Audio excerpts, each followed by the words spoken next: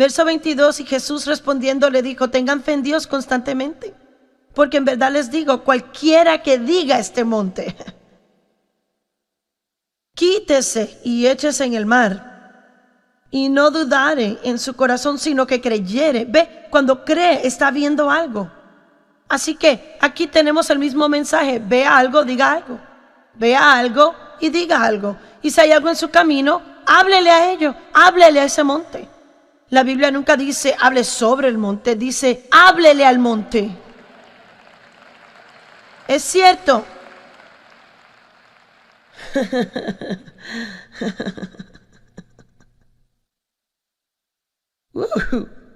Es la risa de revelación. Marcos 5:28. Vamos a ver.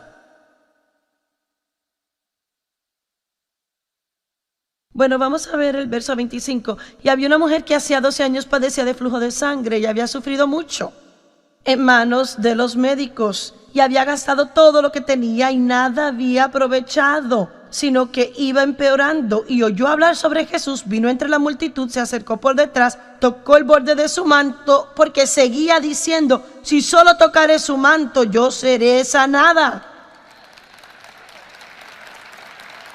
¿Y saben qué hacía la gente mientras ella continuaba tratando de acercarse?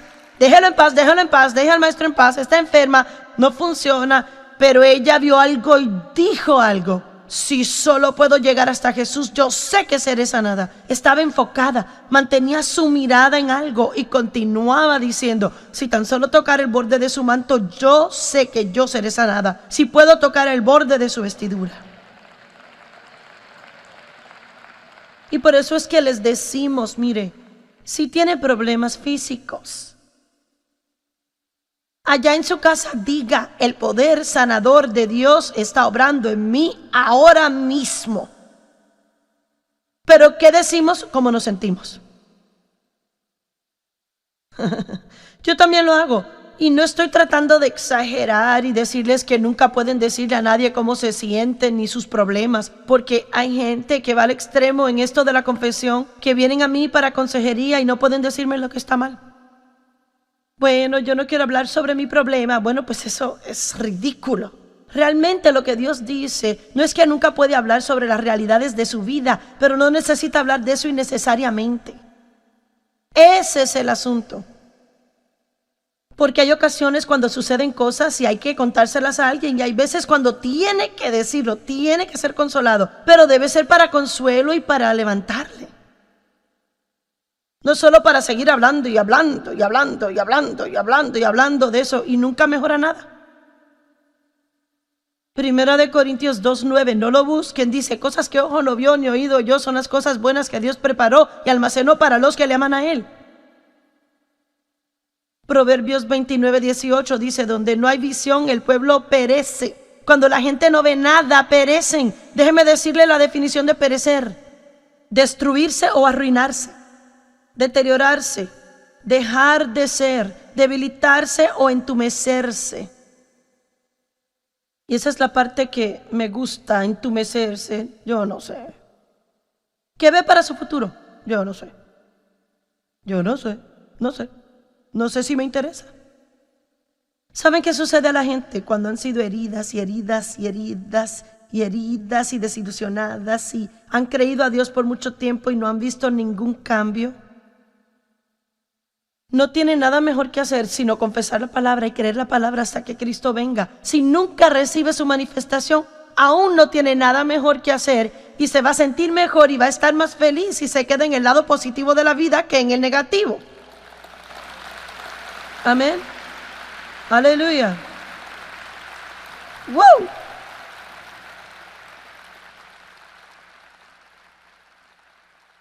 Y si las cosas van a cambiar, si nos quedamos entumecidos y sin visión, si esa clase de actitud no cambia, Dios tendrá que pasar por nuestro lado y elegir a otro que tenga fe, fuego fresco y ánimo para hacer el trabajo. Josué capítulo 1.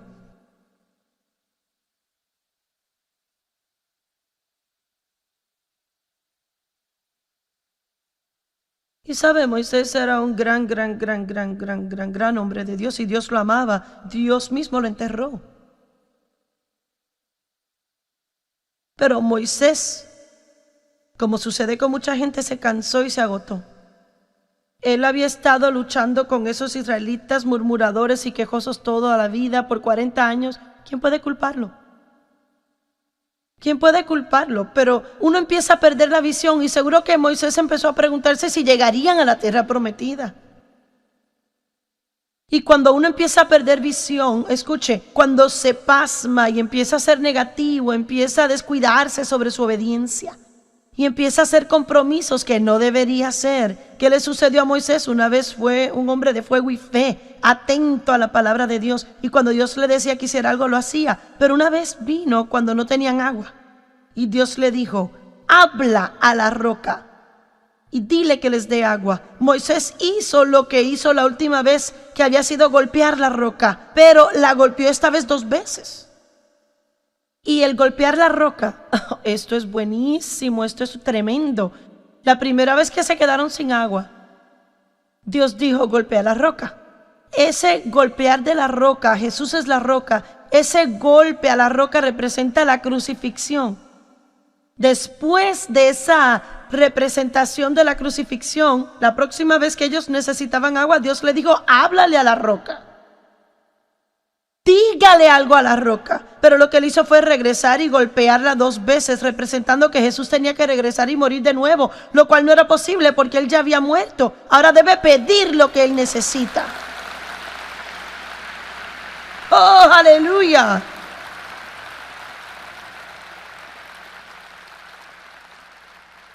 Escuchen, Moisés erró porque estaba cansado, agobiado, perdió el temple.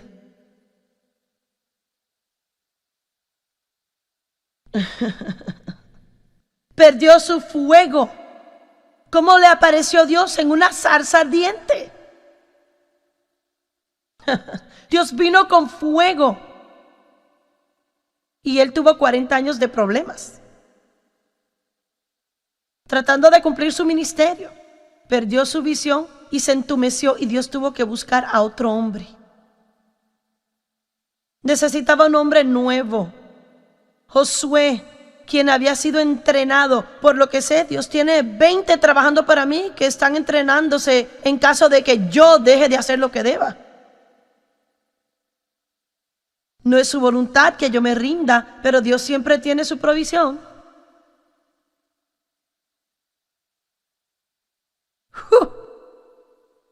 Amo la revelación. Y sabe, Josué 1:1 al 9, vamos a verlo un poquito, ¿ve? Después de la muerte de Moisés, el siervo del Señor, el Señor le dijo a Josué, hijo de Nun: Moisés, mi siervo, ha muerto, levántate. Y en realidad hay algo grandioso que pueden ver en la página anterior, porque Dios les permitió 30 días para llorar a Moisés y no más. ¿Por cuánto tiempo ha estado lamentándose por algo que no puede cambiar ya? Tuvieron 30 días y él dice: bueno, Moisés murió, ahora levántate. Quiero que tomes tu lugar. Verso 3, cada lugar que pisare la planta de tus pies, ya yo se los he dado a ustedes. Dios dijo: ya les he dado todo. Cosas que ojo no vio ni oído yo, son las cosas buenas que he preparado. Pero ahora levántense y tomen posesión de ello. Y cada lugar que pise la planta de sus pies, ya he dicho que es de ustedes, pero tienen que tomarla.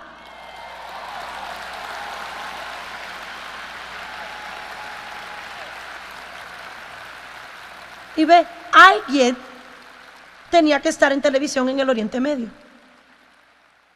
Dios dijo: ¿tú puedes tomar eso? Bueno, yo tuve que decir: eso implica mucho dinero. Tuve que preguntarme toda clase de cosas, comprometer a mi seguridad. Quizás no estén de acuerdo que yo les predique a ellos. Y ve, llegué al punto en que dije: bueno,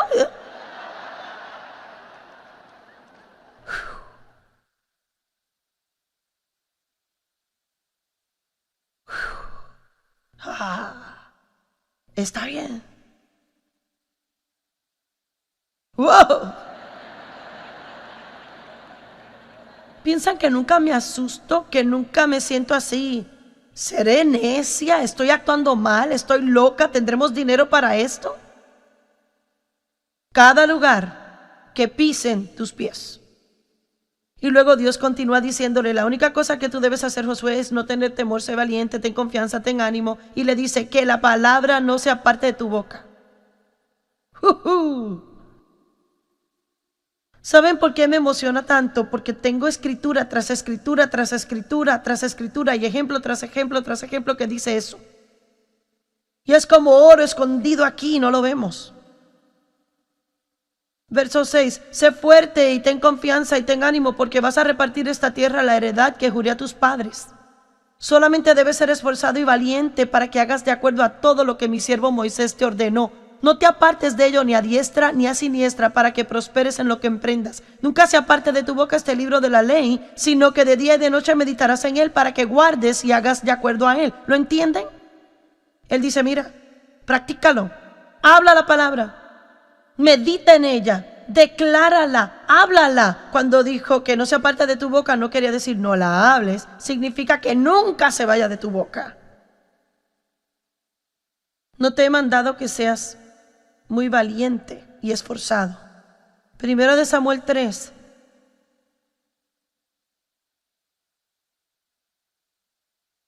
Oh, esto me gusta. Primero de Samuel 3, verso 1. Y el joven Samuel ministraba al Señor delante de Elí. Y hay tantos mensajes en eso. Él estaba ministrando, pero lo hacía para Elí. Miren esto. Y la palabra del Señor escaseaba, era preciosa en esos días y no había visión con frecuencia. Había mortandad que abarcaba a toda el área porque no había vida en el profeta Samuel. En este tiempo, Elí, quiero decir no Samuel, disculpen, Elí era un profeta y Samuel estaba allí entrenándose.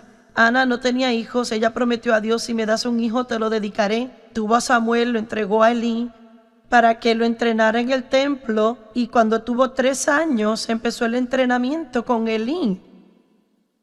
Y en ese tiempo los ojos de Elí empezaban a oscurecerse, subrayé eso, yo lo subrayé, no podía ver. Y dirá, pero hablaba de su vista natural, puede ser, pero además era una representación de su estado espiritual, él no podía ver. Y amo esto, y él estaba acostado. ¿Pueden ver lo que estoy viendo? Allí no había visión, no había palabra del Señor. ¿Por qué? El hombre de Dios había desistido. Ya él no estaba viendo nada. Él solo estaba acostado esperando a ver qué iba a suceder. Pero la lámpara del Señor aún no se había apagado totalmente. ¡Aleluya! Aún había una chispa. Aún quedaba algo con lo que Dios podía trabajar. La lámpara de Dios no se había apagado completamente, no había terminado todo, aún había esperanza. Verso 4, y cuando el Señor llamó a Samuel, dijo, aquí estoy. Y sabe, usted lee eso y al principio Samuel no reconoció la voz de Dios, estaba acostumbrado a la de Elí. Y si miran el verso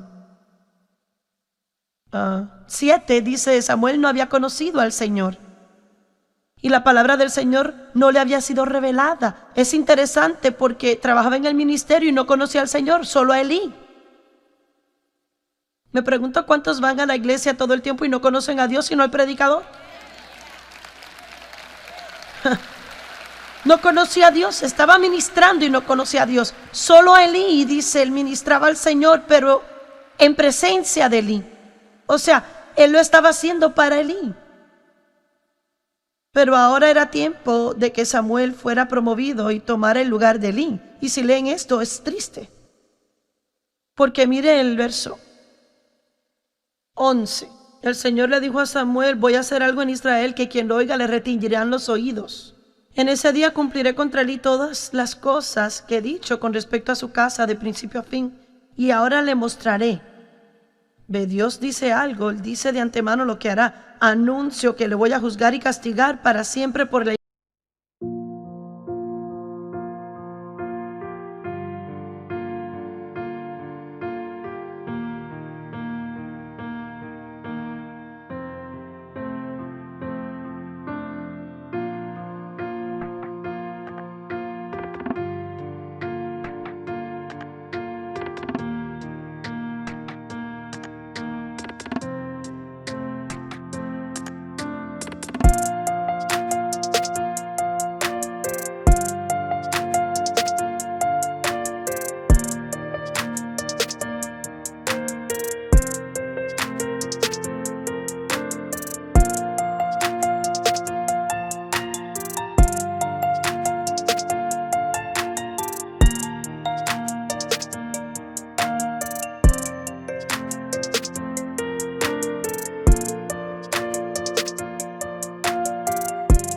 iniquidad que él sabe, porque sus hijos han traído maldición sobre sí, han blasfemado a Dios y él no los estorbó. Por tanto, yo he jurado a la casa de Elí que la iniquidad de la casa de Elí no será expiada jamás, ni con sacrificios ni ofrendas. Y la moraleja de la historia es que Elí se había hecho viejo, agotado, y no estaba activo y fresco, y ya sus hijos no estaban viviendo bien y tenían tareas en el templo. Y una historia dice que ellos dormían con prostitutas en el templo y hacían cosas que eran malas, y Elí debía de haber parado eso. Pero no lo hizo, no trató con ellos. Pero cuando se cansa y se agota y ya no tiene esa agilidad y no tiene esa visión, empieza a permitir pasar cosas porque no quiere tratar con ellos. Así que Dios tuvo que quitarle el ministerio a Elí y se lo dio a Samuel, un joven nuevo, con fuego fresco, fe nueva y una visión renovada. Y también quiero ir a Apocalipsis 3, 1 al 3. Y no es el último lugar donde quiero ir, pero es donde tengo tiempo para ir. Y empecé a alabar a Dios cuando vi esto.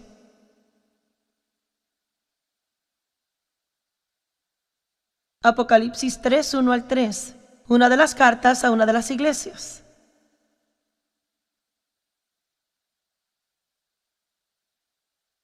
Y al ángel, el mensajero de la asamblea en Sardis, escribe: estas son las palabras del que tiene los 7 espíritus de Dios con 7 facetas y las 7 estrellas. Conozco tus obras y que se supone que estés vivo, pero en realidad estás muerto. Iglesia muerta. En Efesios dice: despierta, iglesia que duermes. No seas incierta, negligente, insensata. Haz la voluntad de Dios. Despiértate. No dice que alguien lo hará por mí. Despiértese y manténgase despierto, fortifíquese, afirme lo que queda y que está a punto de morir. Porque no he hallado ninguna cosa que haya hecho, no he hallado ninguna obra suya que cumpla con los requisitos de mi Dios o perfectas ante Él. Así que recuerde las lecciones que recibió y escuchó, guárdelas, obedezca y arrepiéntase. Y mire, en caso de que no se despierten a sí mismos y vigilen, yo vendré como ladrón en la